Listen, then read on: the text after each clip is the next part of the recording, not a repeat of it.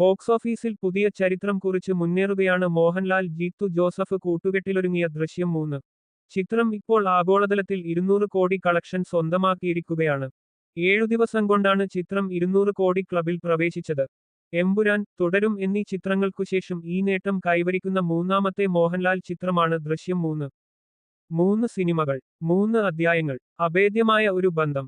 George കുട്ടിക്കും കുടുംബത്തിനും ഒപ്പമുണ്ടായിരുന്നതിന് നന്ദി എന്നാണ് 200 കോടി കളക്ഷൻ പോസ്റ്റർ പങ്കുവെച്ചുകൊണ്ട് മോഹൻലാൽ കുറിച്ചത്. മോഹൻലാലിന്റെ പിറന്നാൾ ദിനത്തിൽ റിലീസ് ചെയ്ത ദൃശ്യം 3 മികച്ച പ്രതികരണങ്ങളാണ് നേടിയത്. മോഹൻലാലിന്റെ വിസ്മയിപ്പിക്കുന്ന അഭിനയമുഹൂർത്തങ്ങൾ കോർത്തിണക്കിയ ഇമോഷണൽ ത്രില്ലറായാണ് ജീത്തും ദൃശ്യം 3 അണിയിച്ചൊരുക്കിയത്. കേരളത്തിൽ 465 സ്ക്രീനുകളിലും ലോകമെമ്പാടും 3000 സ്ക്രീനുകളിലുമാണ് ദൃശ്യം 3 റിലീസിനെത്തിയത്.